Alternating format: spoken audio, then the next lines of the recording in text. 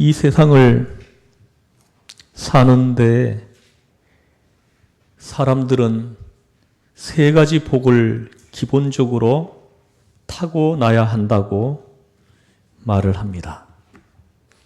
어찌 생각하면 이 세 가지는 내 마음대로 할 수가 없는 부분입니다. 할 수 있는 것 같은데 할 수 없는 것입니다. 그 첫째가 부모를 잘 만나야 됩니다. 이거 내가 할 수 있는 게 아닙니다. 그건 둘째는 스승을 잘 만나야 됩니다. 유치원 선생부터 초등학교, 중학교, 고등학교, 대학교 교수에 이르기까지 어떤 스승을 만나야 하느냐, 어떤 스승을 만나느냐, 너무나 중요한 문제입니다. 선생님 한 분을 잘못 만나면 운명이 곤두박질하는 것입니다. 그런 일은 얼마든지 있습니다. 여러분 중에도 경험하신 분이 있을 수 있습니다. 특별히 감수성이 예민한 중고등학생, 이때 선생님 한 분 잘못 만나면 치명적이 될 수도 있는 것입니다. 반면에 존경할 만한 좋은 선생님을 만났다고 하면 그 운명이 좋은 방향으로 달라지는 것입니다. 이 스승을 만나는 것, 그거 내 마음대로 할 수 있을 것 같은데 이것도 할 수 없는 것입니다. 세 번째는 배우자를 잘 만나야 됩니다. 사람들은 자기 딴에는 좋은 배우자를 만나기 위해서 머리를 씁니다. 연애도 해요. 이 사람 저 사람 연애를 해보고 결정을 해야 된다. 그래서 이 사람 저 사람 사귀어 봅니다. 그러나 그렇게 한다고 좋은 배우자를 내 마음대로 만날 수가 있습니까? 어림도 없는 이야기입니다. 좋은 사람 만났다고 해서 결혼을 했는데 결혼해서 얼마 안 가서 문제가 생기는 사람들이 얼마나 많습니까? 내 마음대로 안 된다는 거죠. 어느 목사님 한 분이 장가를 잘못 간 것 같습니다. 주일날 예배 시간에 설교를 하고 집에 들어갔습니다. 막 하나님의 말씀을 전하고 여러 생각을 가지고 집에 들어섰는데 아내가 문간에서 면박을 줍니다. 그걸 설교라고 했소? 그래서 아무 대답도 안 하고 그 다음날 잘 아는 친한 목사님을 찾아가 만나서 말을 합니다. 목사님, 저 큰일입니다. 내가 그런 소리 들으면서 일생을 살 생각을 하니 난감합니다. 했다는 것입니다. 여러분, 말 한마디가 얼마나 중요합니까? 어쨌든 배우자를 잘 만나야 합니다. 그런데 오늘 본문에서는 선생에 대해서, 가르치는 사람에 대해서 말씀하시는 것입니다. 특히 거짓 선생들의 특징을 오늘 본문에서 잘 보여주고 있습니다. 이런 사람은 잘못된 선생이다. 그런 거로 이런 사람을 따르지 말라 하는 것입니다. 이런 사람을 주의하고 이런 사람을 경계하라. 따라가던 중이라도 돌아서라 하시는 겁니다. 마누라는 못 바꿔도 선생은 바꿔라 하시는 겁니다. 잘못된 선생이거든 돌아서라고 합니다. 그냥 따라가다가는 운명을 망치니까요. 거짓된 선생, 거짓된 랍비로부터 돌아서라 하는 것입니다. 이 탈무드에도 잘못된 선생이거든 어느 때라도 돌아서라. 좋은 선생이라고 생각했거든 운명을 걸고 그 선생을 따르라 하였습니다. 그만큼 좋은 선생을 만나는 것 얼마나 귀한 일입니까? 그거는 축복 중에 축복인 것입니다. 그런데 오늘 말씀은 그리스도와 경건을 기준으로 하고 있습니다. 이 좋은 선생은 누구냐? 그리스도 중심적이고 그리스도가 목적입니다. 그리고 그 행위에 있어서는 경건입니다. 여러분, 이보다 더 중요한 것은 없습니다. 그리스도 중심이고 그리고 경건이 그 생활 지침이 되어 있는 것에서 떠났으면 그 사람은 잘못된 스승이다 하시는 것입니다. 누구든 간에 그리스도께로서 떠나고 경건을 버렸다면 그는 더 살펴볼 것이 없다 하시는 것입니다. 그것을 오늘 본문에서 한마디 한마디 논리적으로 설명해 나가고 있습니다. 그 첫째가 뭐냐 하면 거짓된 스승입니다. 이 잘못된 스승은 첫째 특징이 교만입니다. 자기 자랑을 많이 합니다. 이것은 좋은 스승이 아닙니다. 오늘 본문에서 그리스도와 경건에서 떠나면 자연히 교만해진다고 하시는 것입니다. 우리 3절, 4절 말씀을 같이 한번 읽어보겠습니다. 시작. 누구든지 다른 교훈을 하며 말씀과 경건에 관한 교훈을 따르지 아니하면 그는 교만하여 아무것도 알지 못하고 변론과 언쟁을 좋아하는 자니 이로써 투기와 분쟁과 비방과 악한 생각이 나며 경건에서 떠나면 그리스도에게서 떠나면 신앙을 벗어나면 교만해질 수밖에 없다 하시는 것입니다. 또한 혼미한 지식, 혼미한 교훈입니다. 이 거짓 선생의 특징이에요. 4절에 보면 그는 교만하여 아무것도 알지 못하고 합니다. 아무것도 알지 못하고. 이런 사람들은 보면 모든 진리가 추상적입니다. 무엇을 아는지, 무엇을 말하는지 도무지 알 수가 없습니다. 여러분도 학교에서 배워보셔서 잘 알지 않습니까? 어떤 선생님은 가르쳐 주시는 것을 들으면 명쾌하고 선명하게 설명을 해줍니다. 그런데 어떤 선생은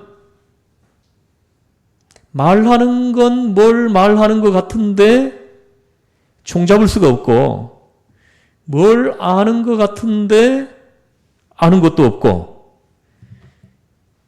무슨 말을 하는지 열심히 귀를 기울여 들었는데 도대체 뭘 들었는지 모르겠다는 것입니다. 이런 선생은 잘못된 선생입니다.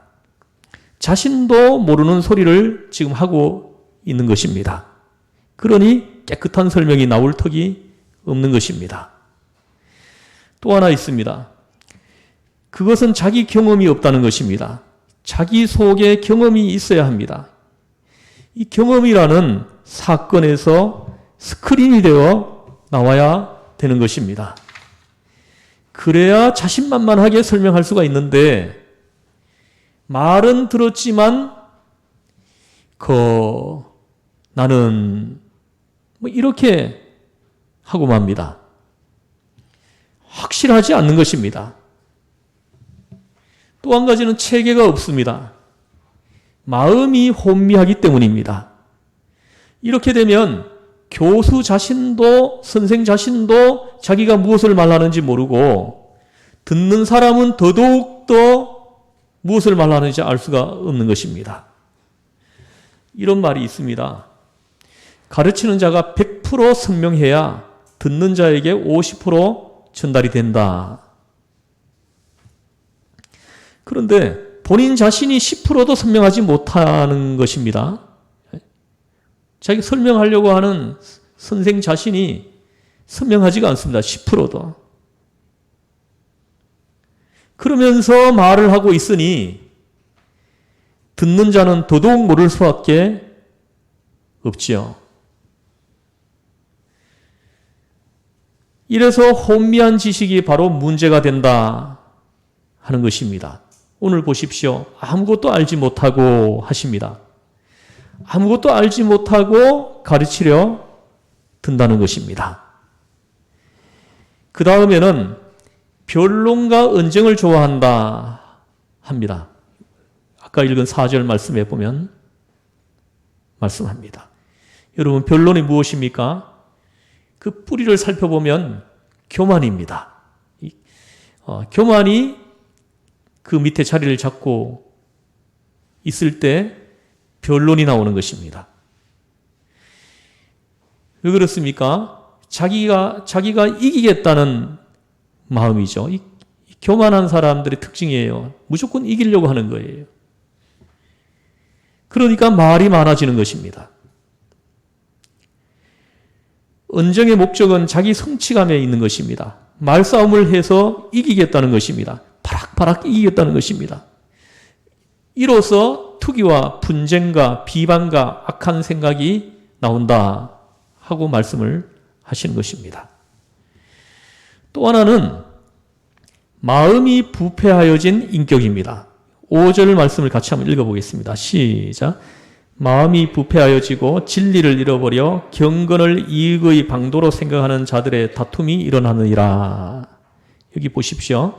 마음이 부패하여지고 진리를 잃어버려 하고 말씀합니다. 무슨 말씀입니까? 그 마음이 썩었다는 것입니다. 여러분, 지식이라는 것은 지식 플러스 인격입니다. 인격이 따라가는 것입니다. 그리고 인격 플러스 감성입니다. 감성 뒤에 또 도덕성이 받쳐줘야 하는 것입니다. 이것이 합쳐져 가지고 온전한 지식이 이루어지는 것입니다.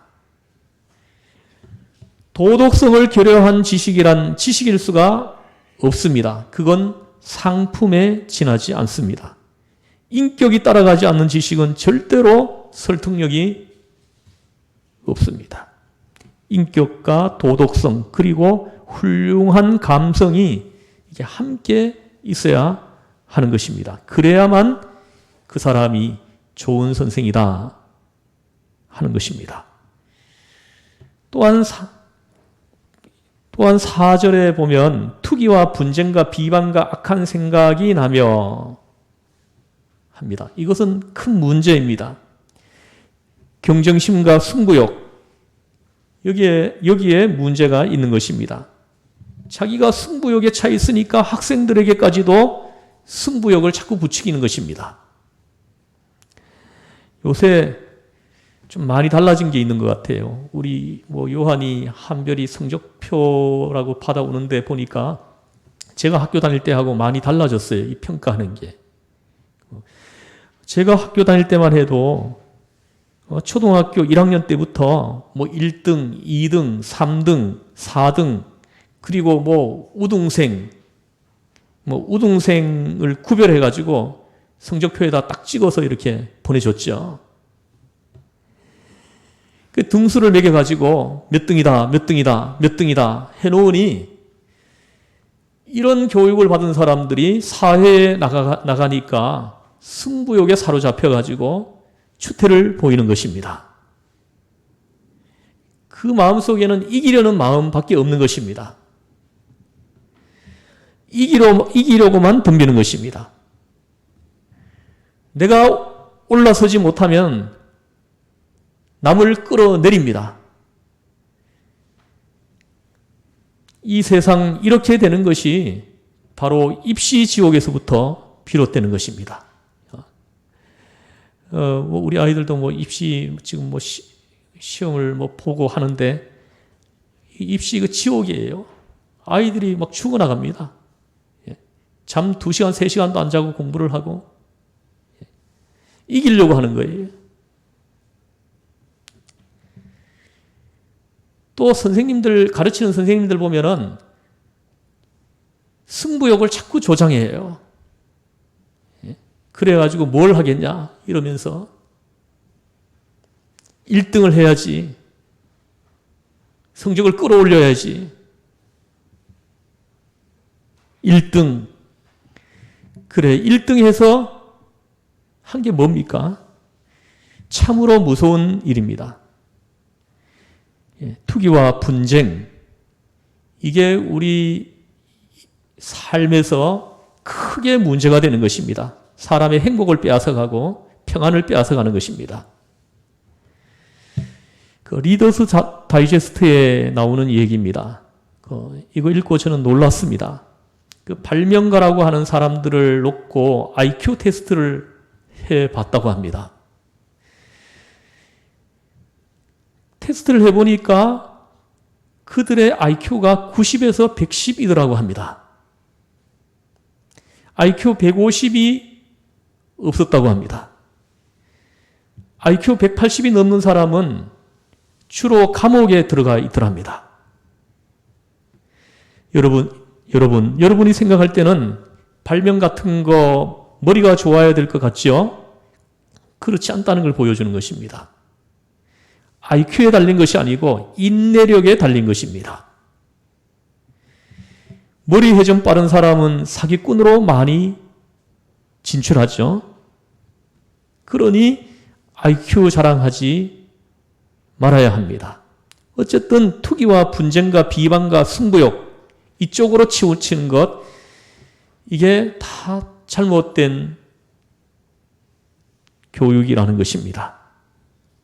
그런가 하면 아까 읽은 5절 말씀에 보면 진리를 잃어버려 하고 말씀을 합니다.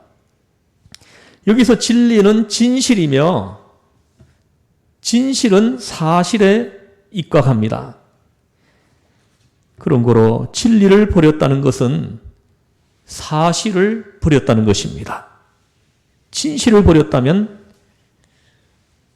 아무것도 아니죠. 다 거짓말이니까요. 거짓 선생의 그 마지막 특징은 오늘 본문에서 보십시오. 경건을 이익의 방도로 생각하는 자들의 다툼이 일어나느니라 하고 말씀합니다. 이 경건을 자기 이익의 방도, 이 개역 한글에서는 이익의 재료로 이렇게 번역을 했어요. 이익의 방도, 이익의 재료로 삼는 자들이 나타난다는 것입니다. 이 거짓 선생의 특징 중에 하나라는 거예요. 하나님을 믿는 경건, 하나님을 두려워하는 경건을 이익의 수단으로 삼는다는 것입니다. 요즘 가끔씩 이렇게 보면은, 이야기하다가 보면은, 나는 예수 믿어서 복 받겠다. 난 예수 믿어서 복 받았다. 이게 경건을 수단으로 삼는 것입니다. 어떤 사람은 교회 처음 나와 보고는 와, 사람들 많다. 이거 장사할 만 하겠는데 이렇게 생각하는 사람들이 있어요. 경건을 자기 이익의 수단으로 삼으려고 하는 것입니다. 경건이 자기 이익을 충족하기 위한 수단이 되어서는 안 되는 것입니다. 경건은 목적이지 결코 수단이 될 수는 없는 것입니다. 옛날 이야기입니다. 어느 날 교인 한 사람이 목사님한테 와가지고 하는 말이, 내가 사랑하던 개 한 마리가 죽었는데 이 개를 위해서 좀 기도해 주세요. 장례식 좀 치러주세요. 이렇게 부탁을 하더랍니다. 그래서 목사님이 한마디로 안 됩니다. 그런 건 안 됩니다. 하는데도 하도 매달리니까 그럼 다른 교회 가보세요. 우리 교회는 그런 거 안 합니다. 하고 말을 했습니다.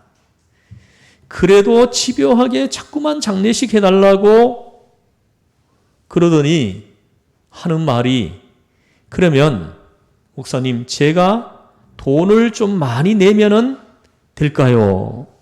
합니다. 이때 목사님이 뭐라고 했는지 아십니까?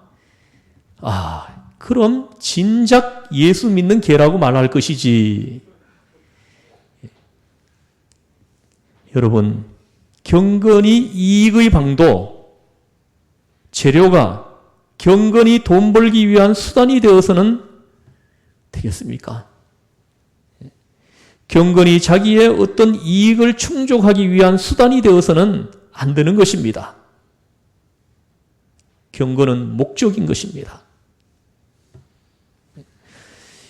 인천에 가면은 제1교회, 제2교회, 제3교회, 제4교회가 있는데, 그 좀 오래된 이야기입니다. 제4교회에 박 목사님이라는 분이 있었다고 합니다. 그분은 일생 동안 양복을 안 입었다고 해요. 여름, 겨울 없이 한복을 그냥 입고 다니고 한학자이기도 했다고 합니다. 사서삼경을 줄줄 외웠다고 해요. 그런 분이 경건하고 목회를 잘 했다고 합니다. 그런데 하루 종일 가도 말을 안 했습니다. 어쩌다가 하루에 딱 한마디 하면 그건 그날 명언이 되었다고 합니다.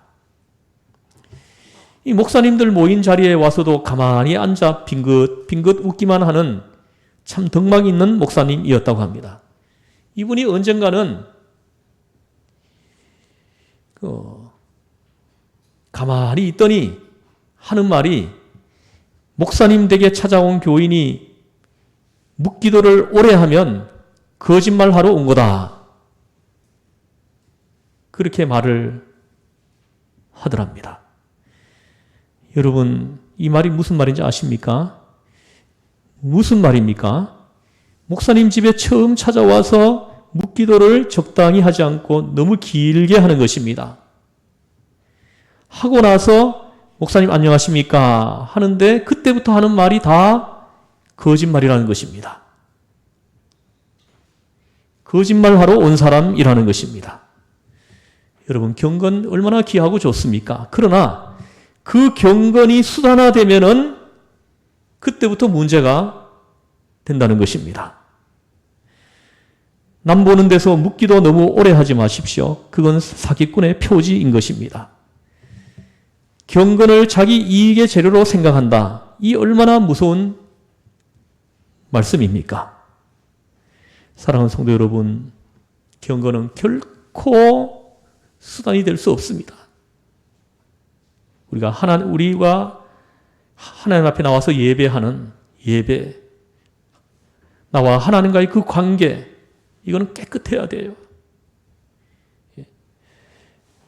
이것을 내 이익의 어떤 당도로 삼으려고 하는 사람들이 오늘날 많이 있다는 거예요. 그런 사람들은 거짓 선생들이라는 거죠. 가짜 교인들이라는 거예요. 그래서 거짓 선생들을 알아볼 수 있도록 오늘 본문에서는 하나하나 가르쳐 주시고 있는 것입니다. 분별력을 우리는 가져야 하는 것입니다. 결코 경건이 수단이 되어서는 안 됩니다. 그러니 언제든지 조심을 해야 하는 것입니다. 사랑하는 성도 여러분, 오늘 이 말씀이 우리에게 생명을 주고 제사함을 주고 구원을 주고 우리를 주님께로 인도하는 축복의 말씀이 되기를 주에서 이름으로 축원합니다. 기도하시겠습니다. 하나님 아버지, 우리가 신앙생활을, 경건생활을 나의 이익의 방도로 삼으려고 했던 모습들이 있었음을 주님 앞에 고백하고 회개합니다. 하나님 아버지, 주님 앞에 깨끗하기를 소원합니다. 아버지 하나님,